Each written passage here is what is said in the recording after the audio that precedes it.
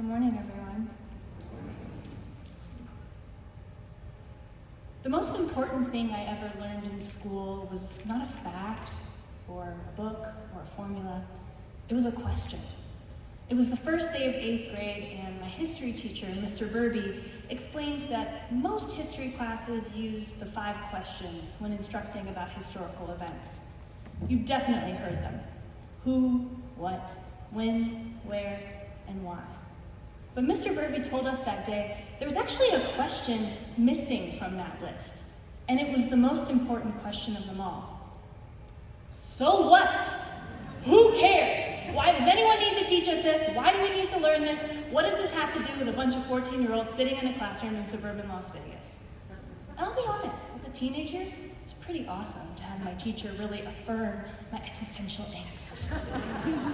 But that question was more than just an affirmation. It was an invitation, one to an entirely new way to approach learning and school. Because that so what question was the first time I really realized there's a difference between learning about something and caring about something. An independent school has a unique opportunity to foster independent thought. Asking so what promoted that independent thought. Unlike any of the other 5 questions, who, what, when, where, why, there was no correct answer as to why something mattered. That answer was going to be shaped by our own understanding of the material, of the world, and of ourselves. And the space to answer that question allowed us a freedom to uncover and discover the way that history reveals itself over time. And when I think about it, there was such a humility to Mr. Burby's question. I mean, when you're a kid and you're in school, all day long, teachers are just telling you what's important. But Mr. Burby was asking us. He was involving us, seeking our opinion and our understanding of why things mattered. And that allows a young student like me to be a part of the conversation that is history, not just a recipient of it. I took Mr. Burby's question with me after I walked out of Dawson's doors for the last time as a graduate and went to college at Duke University. And there, I actually majored in history. I felt uniquely prepared for the way that a collegiate history curriculum challenges its students to think about the so what of history.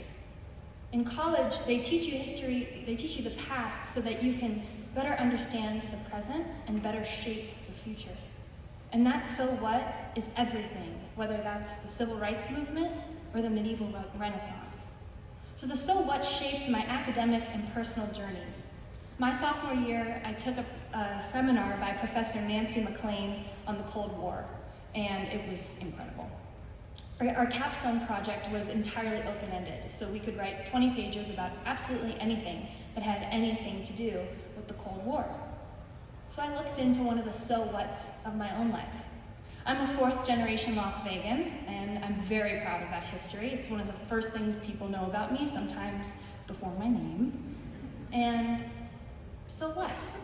Well, my grandmother, who's here today, and my grandfather, and my great-uncle, and my great-grandfather all worked at the Nevada Atomic Test Site while the site was regularly deploying continental atomic bombs.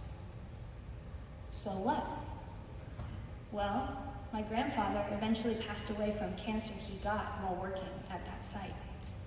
So I spent months diving into old Atomic Energy Commission reports and oral histories collected by UNLV, oral histories collected at my grandma's house, and really tried to grapple with my own family's legacy in the proliferation of the deadliest weapon to ever touch humanity.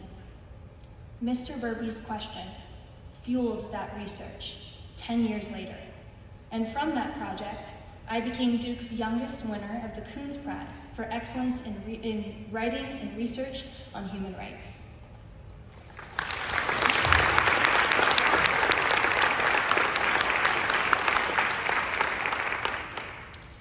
That last question, the so what of it all, is what elevates a great school to a life course setting school.